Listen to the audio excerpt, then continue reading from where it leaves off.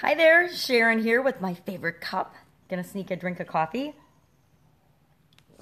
Pajama Gramma, of course. At this point, after 38 lessons, this is probably actually lesson 39. I think you know who I am. I probably don't need to tell you who I am every time I get on video, right? And I do a little video for the lesson for today. Today, I'm gonna confess, I did not read the chapter again because I do these things in my sleep. I actually am to the point where I dream about the secret that we're gonna talk about today. This is secret number 11. It's the stack slide. And the reason I didn't read the chapter is I actually have dreams about stack slides and what they should be. And I don't know if you'll ever get to that point, but you might if you're helping other people do them. And the reason I do that now is because I've done and helped so many people create their offers and their stack slides that I'll actually dream about what they should have in their stack slide. I know that sounds really weird. And I was laughing when I went to read the chapter this morning because usually before I make this video, I will read the chapter again just so I remind myself what are the highlights and what does Russell say, what are some of his examples, and then I like to think up examples of my own and from my own life. And this is one chapter, I just looked at it this morning and I'm like, yeah, I will read this today sometime, but I don't need to read it before I talk about it because I actually do this in my sleep. And part of why I do it in my sleep is I discovered early on when I was helping other people create them, this is the most important, because I like to help people do their webinars and create their webinars for their business because I know how powerful that is for almost any business. And I realized early on that the first thing you have to do before you do anything and write anything in your webinar is you have to come up with your offer and your stack slide. Now, what the heck is a stack slide and why do I need one? Well, your stack slide, and Russell shares, and I should have looked at the chapter because he probably shares his story with Armand and how Armand taught him this stack slide. Armand Morin is another very successful internet marketer. I've actually known of and followed Armand. I actually probably knew of Armand a little bit before Russell, but I go back to Russell's like early days. And I wasn't really doing anything online, but I was involved with and paying attention to a little bit of attention. Just remember, I was running businesses and raising a family and running through my life, so there wasn't really much of me that had time to pay attention to the internet and what was going on in that whole part of the world. But he learned this from Armand Morin, and he learned that it makes such a dramatic impact on your results and your ability to get your message through to people and get them what they need to succeed.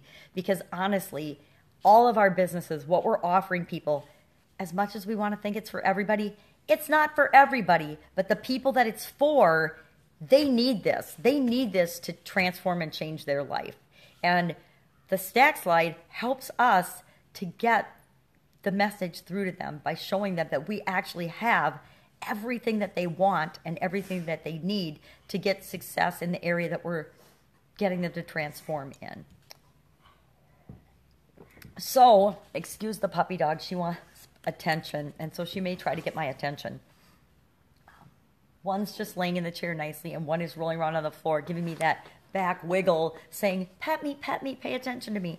And she doesn't like crows, so every time we hear a crow in the yard outside, and she has better hearing than I do, of course, she's a dog, she just goes crazy and starts barking. So, the stack slide. What the heck is a stack slide? The stack slide is the one slide that you summarize your entire offer on. And the elements of your offer are, generally for the purposes of this training, your master class. We're going to create a master class, and a master class, or it's just going to be a series of steps that you take people through that we got out of our Ask campaign. Remember, people told us exactly what they want and need to know about the particular subject that we're teaching them or the transformation that we're taking them through. They've already told us what those steps are. So we're going to deliver that in the form of a master class, an event, a web class, a workshop, it might just be an online PowerPoint training. It can be whatever we want. So the format that we actually are going to deliver this in isn't important, but the structure of it and our offer and how we're going to present it is important. And part of that is going to be the stack slide. The stack slide is the offer. So the first component of that is our process of getting them that transformation. Really, what we're leading them through is from where they are to where they want to be, and our process and the steps of doing that.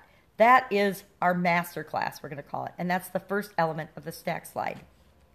The second element is all of the tools or resources that they need to get them there. So with Russell, for example, he learned after trial and error. I mean, everybody thinks, oh, my first sales process, my first funnel should be an absolute smash, $1 million funnel or sales process right out of the gate.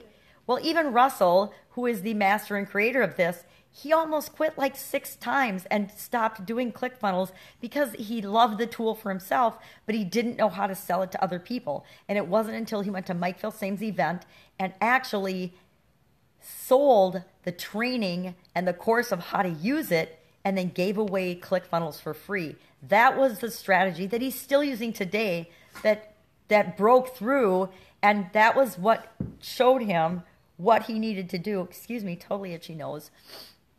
What he needed to do to actually sell the product to the people that needed it. And now 60,000, some of us are actually active users of this amazing tool because he found the way to get our attention and show us how we could use it too. I got to tell you, if I had just seen the tool, it would have been a leap for me to figure out how I was going to use it for my life and for my businesses. But now that I understand that, now that I did the training, I totally get how powerful it is. And I'm with everybody else in the ClickFunnels culture. I think every business needs a funnel or a sales process automated, online, working for them 24/7, bringing in business on autopilot. I absolutely positively know with every fiber of my being that every business, every coach, every author, anybody that ever wants to do anything to get their message out or to create a business needs one of these online. They totally do. And the fastest, easiest, quickest way to get that is through ClickFunnels. Now, I might have been brainwashed, but I also know via proof and hundreds of people that I've personally worked with, it is the quickest, fastest, easiest way to make that happen for their life and for their business. So they need the tools. What tools? And a tool might just be something as simple as a worksheet. It might be a checklist. It might be whatever it is for what transformation you're getting them through. But the tools that they need to help them do that. It might be a mobile app. It might be an app that you develop. It might be like the ClickFunnels software. It might be a workbook. A lot of times the tool is just, that's not a good example, but a workbook. I'm actually creating, as we're going through this Expert Secrets class, I'm creating sheets and worksheets or action sheets every day that will become the tool that I eventually package as part of the product that I'm creating. I know that you guys know I'm doing this, and I probably shouldn't be saying it now because other people that are listening to this in the future will realize that that's what I did.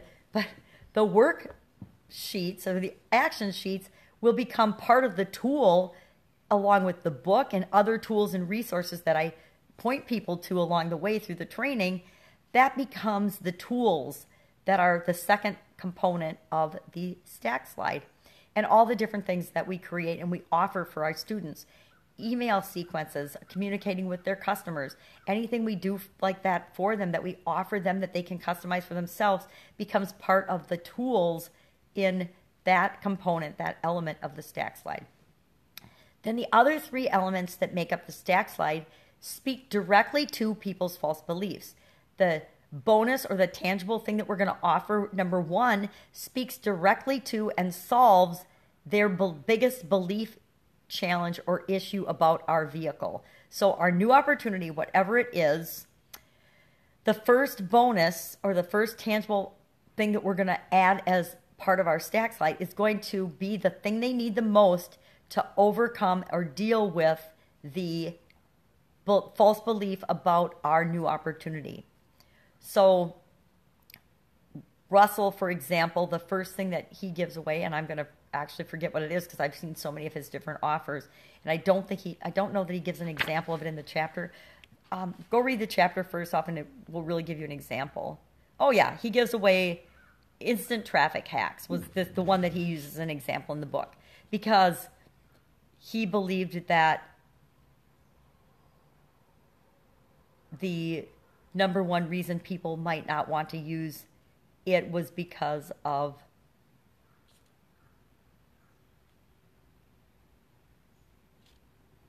sorry, I'm looking at the book because I don't have my magnifying glass handy. It is right here somewhere, and I can't see it very well. But you can look at the example stack slide. But that one should now speak to the vehicle. The second tangible element, the second element or bonus, should speak to person's doubt or belief, whatever the number one thing is, internal belief, false internal belief. And the third bonus or the third component and element of that should speak to any external belief.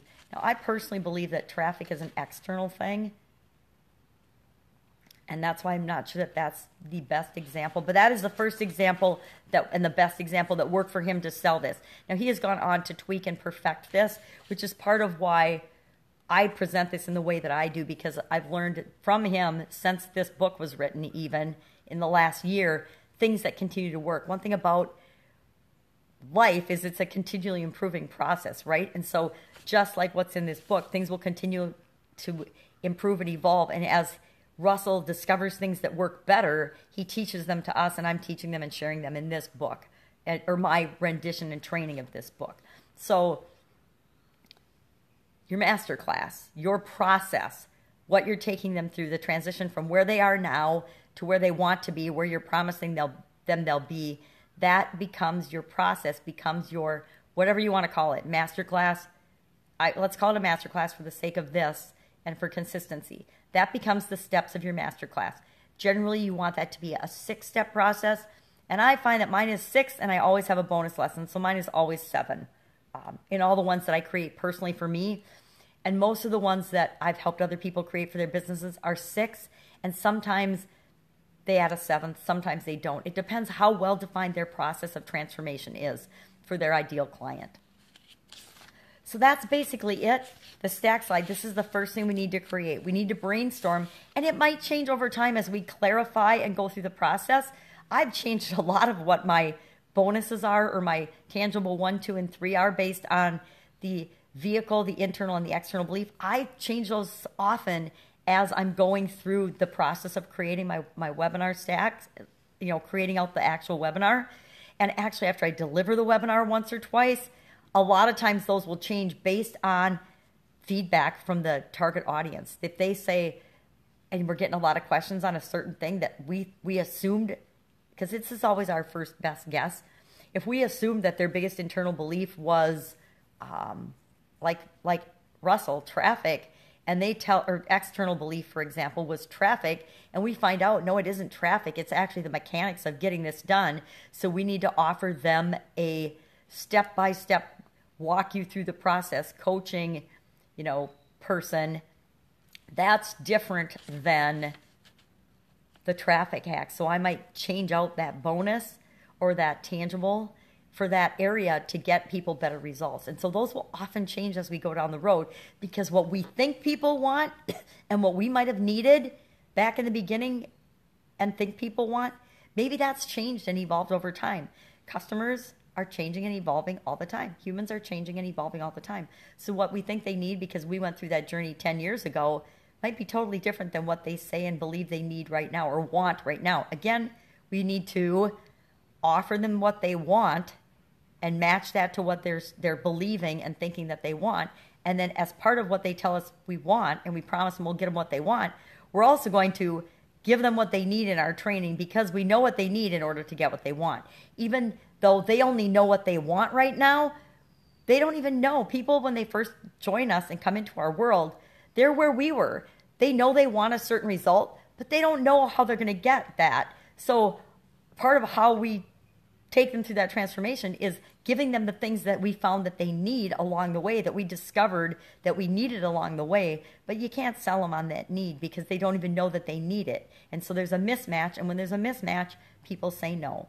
So that's it for the stack slide. Go out, read the chapter. It's actually on page, secret number 11, page, I'm going to say 145. But again, I don't have my magnifying glass, so I could be wrong about that. It's just a short chapter. 145 to 149. Very short.